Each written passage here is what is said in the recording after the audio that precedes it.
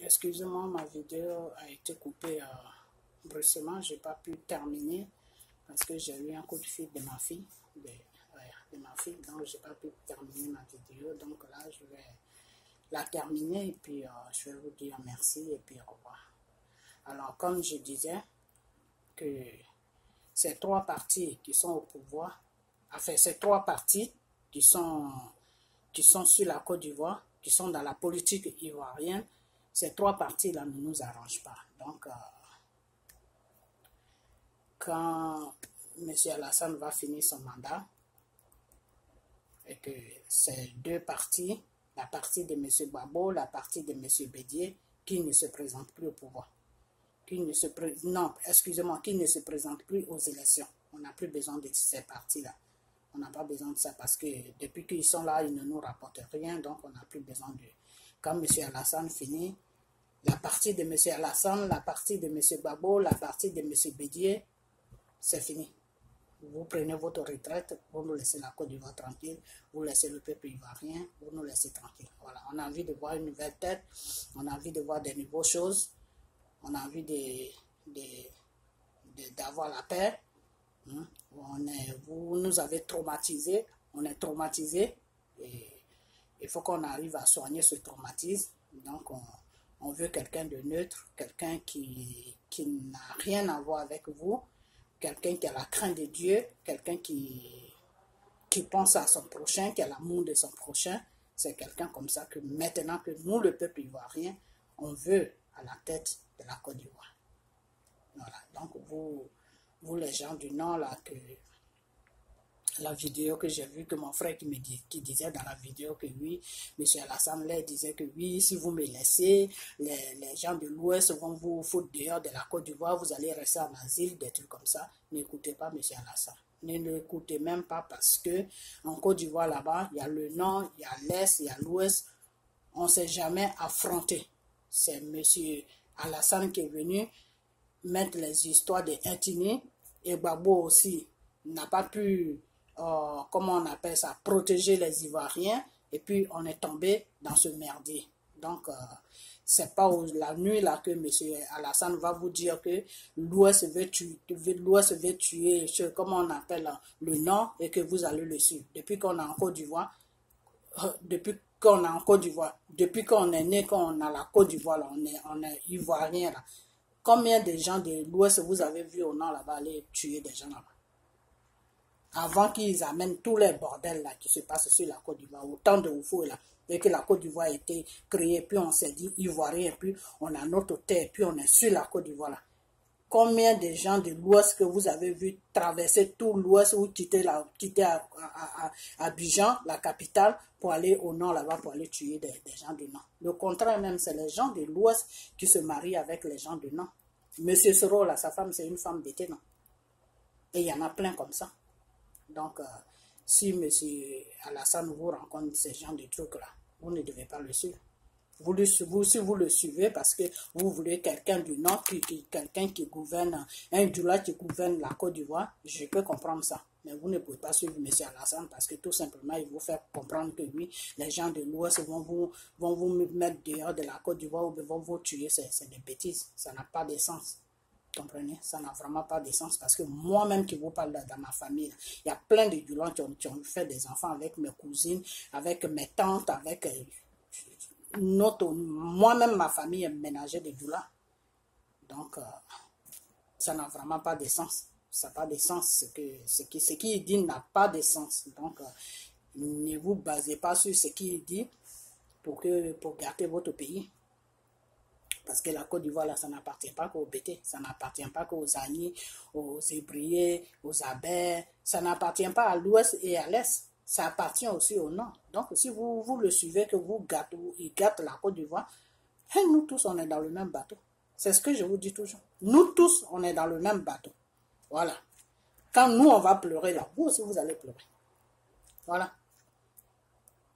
Donc, tu ne suis pas quelqu'un pour venir foutre la merde dans ta maison. Parce que quand il va foutre la merde dans ta maison, là, quand on va te mettre dehors de ta maison, là, quand il va partir là, toi aussi, tu t'en vas. Donc, il n'y a personne qui va rester dans la maison. Donc, ne faites pas cette bêtise de suivre quelqu'un qui vous raconte des choses qui n'ont pas de sens. Depuis qu'on a en Côte d'Ivoire là, combien de temps vous avez... Oui, les bêtés, nous, les bêtés aiment les histoires, oui, mais les bêtés ne sont pas des criminels. Nous, on n'est pas des criminels, on ne s'est pas tuer. Nous, on parle, on se bat, oui, mais on ne tue pas. Voilà. Tu ne vas pas voir un bêté qui va prendre une machette, qui va te suivre et puis il va te trancher la gorge. Nous, chez nous, en l'Ouest, là, nos parents ne nous ont pas appris de tuer. On parle, oui. On fait des palabres, oui. Mais nous, on ne tue pas. Et puis, nous, notre palabre, là, quand on fait ça, là, on fait palabre aujourd'hui, demain, nous, c'est fini. Nous, on ne sait pas garder rancune. On n'est pas des gens qui gardent des rancunes. Donc, vous, les gens du Nord, là, vous devez nous connaître. Parce que c'est nous plutôt qui... Nous, on se ménage plus avec les Djula que les autres ethnies.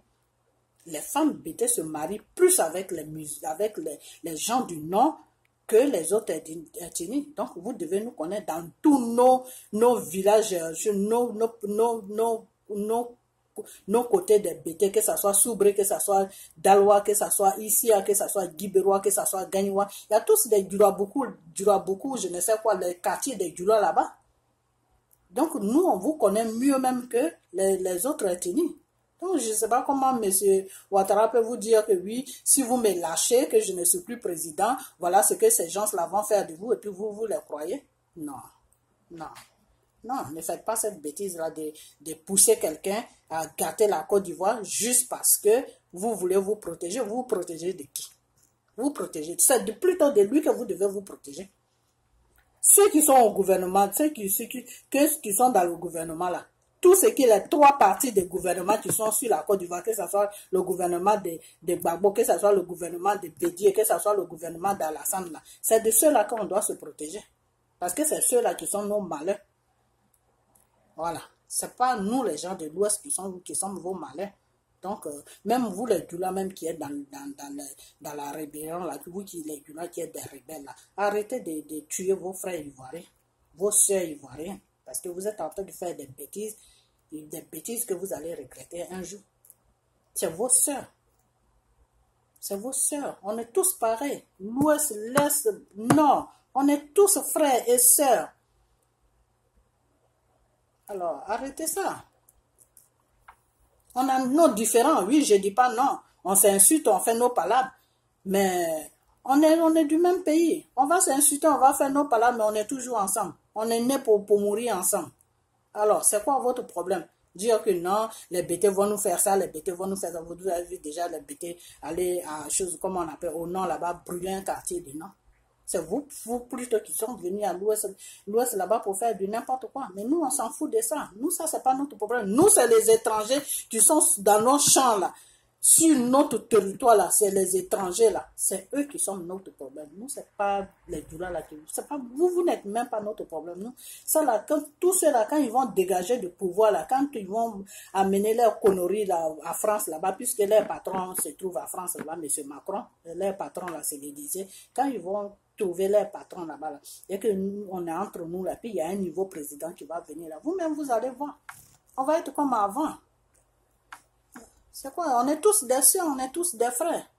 On n'a pas besoin de suivre quelqu'un pour gâter le pays. Non. Que ce soit Gbagbo, que ce soit Bédié, que ce soit Alassane, les trois là ne nous arrangent pas. Ils n'ont qu'à foutre la paix. Ils n'ont qu'à nous foutre la paix. Voilà. Moi, c'est comme ça que je vois. Parce que entre les trois là, il n'y a personne qui a amené, comment on appelle, la paix en Côte d'Ivoire. Non. Même au temps de Gbagbo, il y avait la nourriture versée sur le marché. Les Ivoiriens étaient à paix, tout, mais le pays n'était pas en sécurité aussi. Voilà, il faut dire les choses telles qu'elles sont. Le pays, parce que eux-mêmes qui sont dans le gouvernement de Gbagbo là, c'est des incapables. Ils sont incapables. Sinon, si c'était des gens honnêtes et que si c'était des gens qui aimaient vraiment la population ivoirienne là, tout ça là, on n'allait pas assister à tout ce qu'on est en train d'assister là. Non, parce qu'ils allaient mettre le pays déjà en sécurité déjà. Ils allaient mettre le pays en sécurité, mais s'ils n'ont pas pu mettre le pays en sécurité, c'est pas la nuit là qu'ils vont mettre le pays en sécurité. Donc ils ont raté, ils n'ont qu'à nous foutre la paix, c'est tout. Ils ont raté, ils n'ont qu'à nous foutre. C'est eux qui ont fait que les rebelles là se sont déchaînés sur la population. Donc ils n'ont qu'à nous foutre la paix. Tout ça là, on est fatigué de ça. Les trois parties là, ils n'ont qu'à partir. Sincèrement, ils n'ont qu'à partir. Ça, c'est ma prière que j'amène à Dieu chaque jour. Je prie pour ça chaque jour. Vraiment, Dieu n'a qu'à les toucher. Ils n'ont qu'à partir. Ils n'ont qu'à nous laisser tranquilles. On est fatigué, on est traumatisé. Tu vois? On est traumatisé par eux. Seulement, ils n'ont qu'à enlever leurs frères qu'ils ont mis à la haie là-bas. Là. Et puis, ils vont partir avec eux. Ils n'ont qu'à aller où ils veulent. Ils n'ont qu'à partir. Ils n'ont qu'à nous laisser tranquilles. On est fatigué. Mais nous, on a envie d'avoir la paix sur notre pays, de rester dans notre pays tranquille. On est fatigué de rester à l'étranger. On prend nos bagages, on rentre chez nous tranquillement. Tu as ton argent, tu achètes ta petite maison, tu fais ton petit commerce ou tu ouvres une petite compagnie, tu fais tes petits trucs. Voilà, nous, c'est cette vie-là qu'on veut. On ne veut pas la vie mouvementée des criminels, des voleurs, des choses comme on appelle des idiots là. On ne veut pas de ça. On est fatigué avec ça. Ils n'ont qu'à continuer. Ils n'ont qu'à partir avec ça là-bas. Ils n'ont qu'à aller apprendre ça à leurs enfants. Peut-être que ça fait partie de leur vie, mais nous on n'est pas habitués à ça. Sincèrement, on n'est pas habitués à ça. Nous, on est traumatisés. Moi je suis traumatisé de la bêtise qui se passe sur la Côte d'Ivoire. Tu vois, on est fatigué. Ils n'ont qu'à nous laisser tranquilles. Donc, voilà, c'est l'appel là que j'avais à faire. Et vous, nos frères du Nord, là, ressaisissez-vous. Et puis, on n'a qu'à défendre la Côte d'Ivoire, puisque la Côte d'Ivoire, là, c'est pour nous tous. Comprenez? C'est pour nous tous. Vous êtes du Lan, on est Bété. On est tous frères et sœurs. Comprenez? Bété n'a pas de problème avec Djoula. Djoula n'a pas de problème avec Bété. C'est un être humain qui est venu pour mettre des problèmes entre nous. On ne s'est pas compris. On a fait des trucs bêtes, on les a suivis. Maintenant, il faut qu'on se ressaisit. Il faut qu'on pense à notre pays. Je vous ai toujours dit ça. Il faut qu'on pense à notre pays. Sur cette terre-là, quand tu n'as pas de pays, c'est dangereux, très dangereux. Surtout le monde de maintenant, là. Si tu n'as pas de pays, là, ah, vraiment, je ne sais pas qu'est-ce qu'on va devenir, mais on n'a qu'à prier Dieu à ce que ça n'arrive pas. Donc, tout ce qui est en train de se passer en Côte d'Ivoire, vraiment, ces gens-là ne nous rapportent rien. Ne nous rapportent rien. Comprenez? Ces gens-là ne nous rapportent rien. On n'a qu'à tous se lever quand ils vont finir leur mandat là. Tous les trois partis là, ils n'ont qu'à dégager, ils n'ont qu'à partir. Ils n'ont qu'à partir faire leur cinéma là ailleurs. Comprenez? Et puis, quelqu'un d'autre va venir au pouvoir qui est neutre, qui n'a pas de problème avec la population ivoirienne, qui aime tout le monde. Et puis voilà, on va continuer avec lui et puis il y aura des élections normales comme dans tous les pays. 5 ans, chacun finit ses 2 mandats, il s'en va, l'autre aussi vient, et puis on va avoir un pays normal, parce qu'en ce moment-là, on n'a pas un pays normal. Comprenez? Donc, c'est ce que je voulais vous dire, et puis bon, ben, je vais m'arrêter là, et puis